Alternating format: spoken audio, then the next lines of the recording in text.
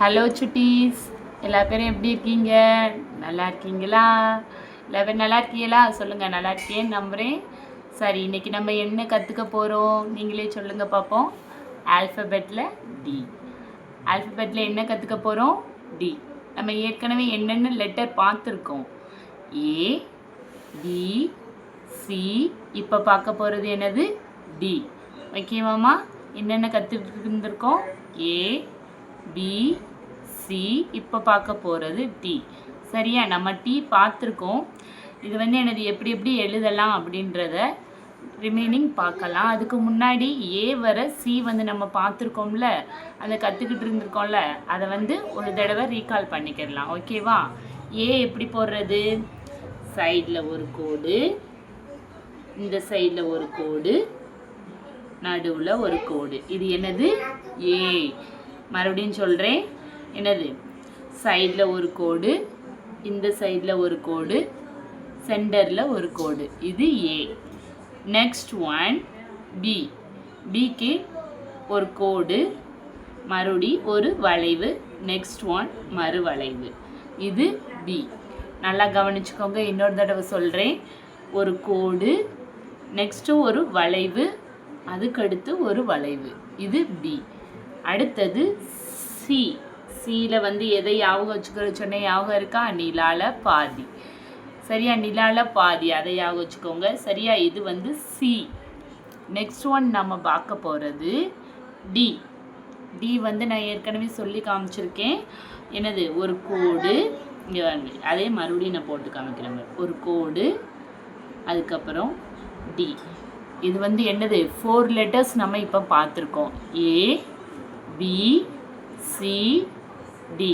நல்லா சொல்லுங்கள், எல்லா பேரும் சேர்ந்து சொல்லுங்கள் பார்ப்போம். ஏ, பி, சி, டி. எல்லா பேரும் கையில் ஸ்லேட் அண்ட் ஸ்லேட் பென்சில் வச்சுருக்கீங்களா? மறுபடியும் எழுதுங்க பார்ப்போம். அப்படியே ஏ, பி, சி அண்ட் டி. டியை இப்போ டிஃப்ரெண்ட் வேல எப்படி சொல்லி கொடுக்கலாம் அப்படின்றத பார்க்கலாம். ஓகேவா? டிஃப்ரெண்ட் வேனா என்ன? நம்மளுக்கு என்ன ஈஸியாக நம்ம எப்படி பிள்ளைகளுக்கு புரிகிற மாதிரியே சொல்லி கொடுக்கலாம் அப்படின்றத பார்க்கலாம். ஓகேவா? ஃபர்ஸ்ட் ஒன் நம்ம நார்மலாக சொல்லி கொடுக்குறது டி. செகண்ட் ஒன் என்ன செய்யலாம்? நம்ம டாட் லைன். ஏற்கனவே நான் சொன்ன மாதிரியே தான், டாட் லைன் தான். ஓகேவா? இப்படி டி மாதிரியே போட்டுட்டு ஒரு கோடு பிள்ளைய கையை பிடிச்சி ஃபஸ்ட்டு எழுத வைக்கணும். நம்மளாம் போடு எழுது அப்படின்னு சொல்லக்கூடாது. நம்ம பிள்ளைகளோட குழந்தைகளோட கையை பிடிச்சி எழுத சொல்லி கொடுக்கணும். ஏன்னா அவங்க இப்போ தான் ஸ்டார்ட் பண்ணுறாங்க படிக்கிறதுக்கு. அப்போ நம்ம கொஞ்சம் கொஞ்சமாக தான் பிள்ளைகளை எழுத வைக்க முடியும். அப்போ என்ன பண்ணலாம்? கையை பிடிச்சி நம்ம டி எழுத வைக்கணும். ஓகேவா? மேலே அப்படியே எழுத வச்சுட்டு இது டி. இது பேர் என்னமோ டி அப்படின்னு சொல்ல வைக்கணும். தேர்ட் ஒன், அதுக்கடுத்து என்ன செய்யணும்?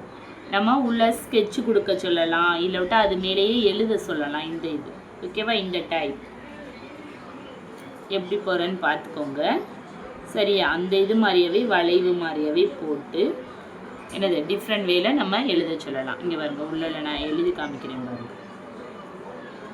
இது நான் இந்த ஸ்கெட்சே கொடுத்துருக்கனால டிஃப்ரெண்ட்டாக தெரியலை. நீங்கள் வேறு ஸ்கெட்ச் ஏதாட்டும் கொடுத்து டிஃப்ரெண்ட்டாக எழுத சொல்லலாம். இதே மாதிரியா என்னது டிஃப்ரெண்ட் வேல எழுத சொல்லலாம். நல்லா கவனிச்சுக்கோங்க. இதுவரை நம்ம என்னென்ன லெட்டர் கற்றுக்கிட்டு இருக்கோம்? ஆல்ஃபபெட்டில் 4 லெட்டர்ஸ். ஓகேவாம்மா? என்னென்ன பார்த்துருக்கோம்? ஏ, பி, சி, டி. என்னென்ன பார்த்துருக்கோம்? மறுபடியும் சொல்லுங்கள். ஏ, பி, சி, டி.